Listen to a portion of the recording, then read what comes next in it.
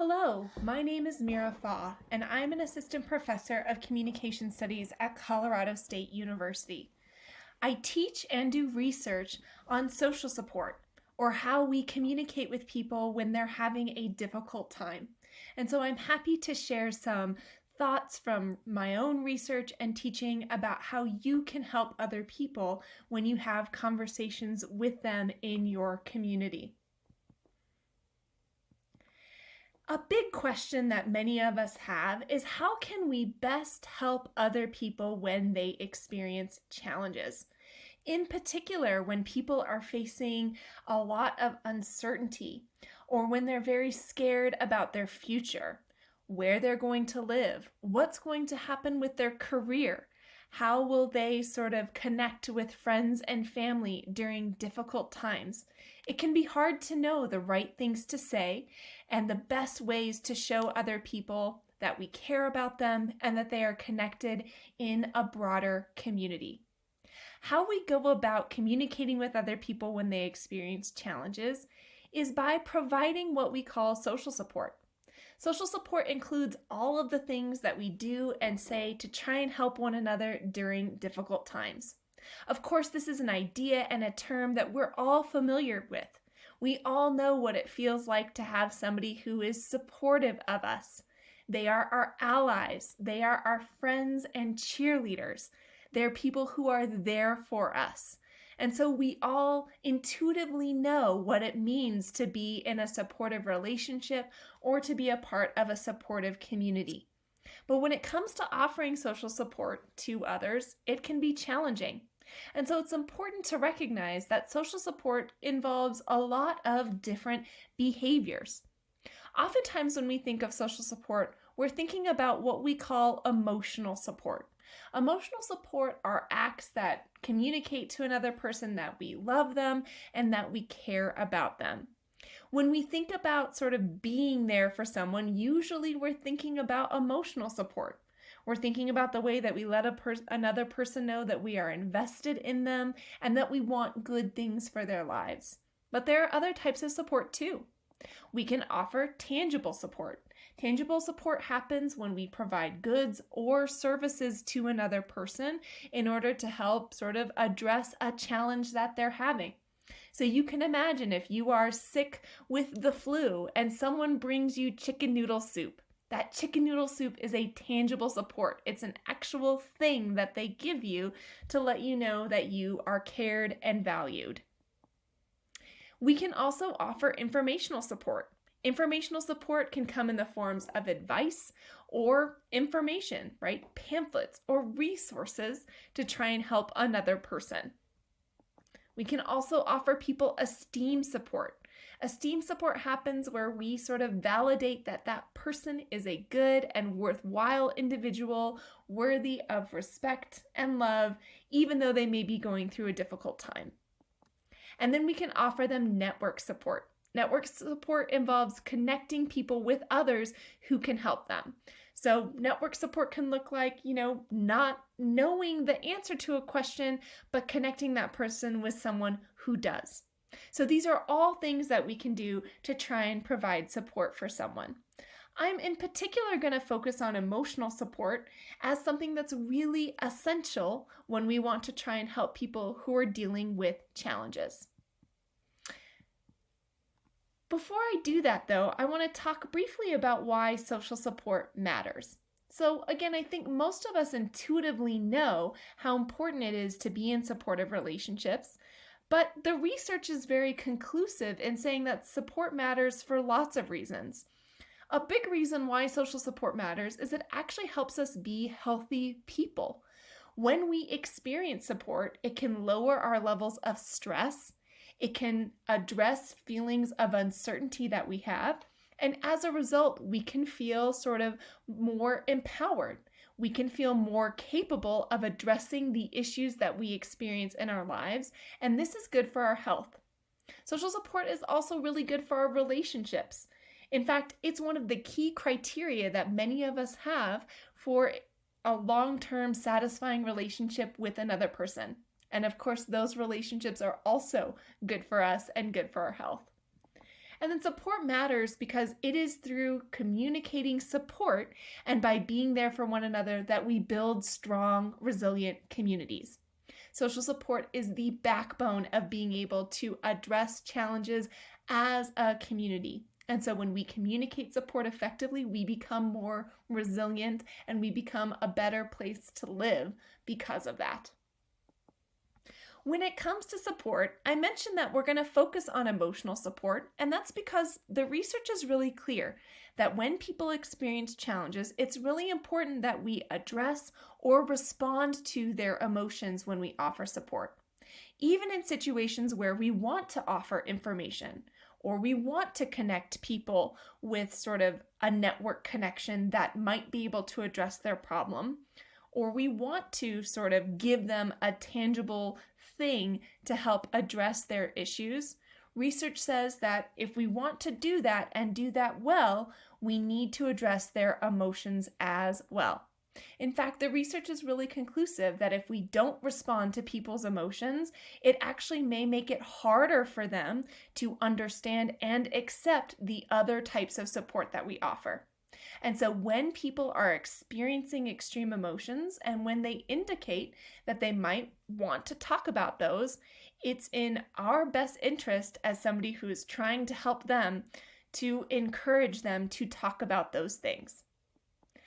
So when we provide support, what can we say in order to do that and do that well? How can we provide good support? What might that look like? Well, in order to provide good support, again, we want to make sure that we are addressing the emotions that another person has when those emotions are something they want to talk about. And ways we can do that include taking steps to acknowledge their emotions. This can come in a very sort of simple statement of saying something like, I see that you're upset, or I can tell that this is causing you a lot of stress. Simple statements to acknowledge the emotions that the other person is feeling can be really important. A next step we can take is we can legitimize those emotions. So we can go beyond acknowledging the emotions to letting the other person know that their feelings are justified, that it is okay that they are upset or stressed. Right? We can let them know this is a normal reaction that they're having. So I know that you are upset and that's okay. That's a really reasonable response to the experience you're going through. That's what legitimizing someone's emotions looks like.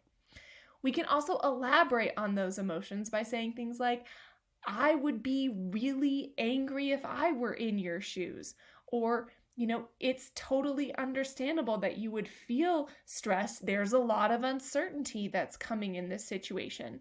By elaborating on those emotions, we're sort of further highlighting for that other person that what they're feeling is okay, and we're helping them feel understood.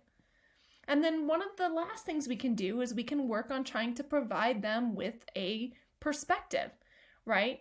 Try to help them think about their problem in a new way, or try and think about their emotions or their reactions to that problem in a new way. I understand that you're stressed out. That's a really normal feeling. I would feel that same way too. Are there things you think you could do that might help you be able to deal with that stress?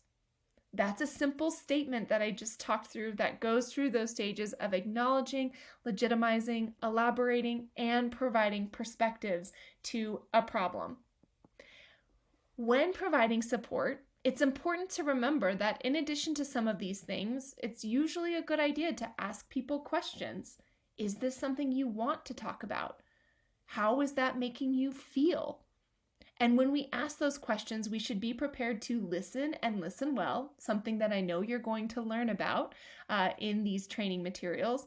And we should also work to create sort of a respectful space for conversation where people do feel comfortable opening up if there are things that they want to talk about. In creating that space for conversation, I want to take a minute and address some of the things we should work to not do in our supportive interactions. So if that list I just went through is all the things we should try and do, here are some of the things that we should not do. So what are the things that I should be careful of avoiding when I'm providing support to another person? Well, One thing that we want to be careful that we don't do is to minimize the other person's feelings or their situations. Oh, it's not that big a deal. Everything's going to be just fine. That's a very normal statement or a very normal thing to say in response to someone dealing with a challenge. But when we say something like that, what we're ultimately telling that person is that their feelings aren't justified and they need to get over it. That's not a very supportive thing to say. So we want to work to make sure we're not minimizing their feelings or the problem that they have. Along those same lines, we also want to be careful that we're not condemning them.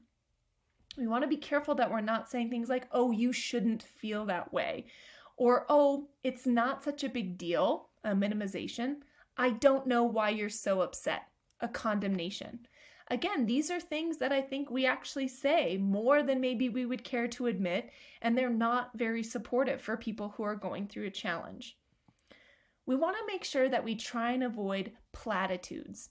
These are sort of those general, phrases or sayings that we have in our culture that end up feeling oftentimes very empty for other people. So saying things like everything's going to be all right. We may mean well when we say it, but it can ultimately feel pretty empty in terms of the comfort that it provides.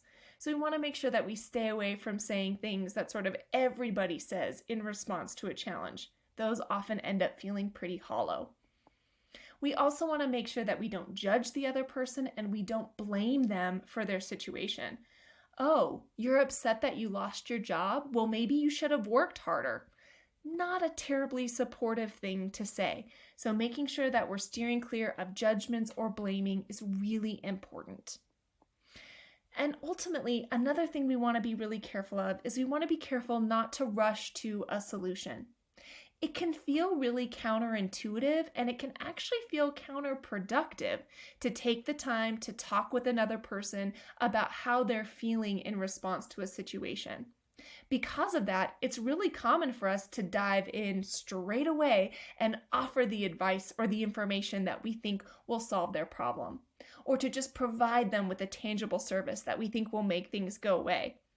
While it's not a bad thing to offer those types of support, when we rush into that without first addressing someone's emotions, we can make them feel disrespected and unvalued.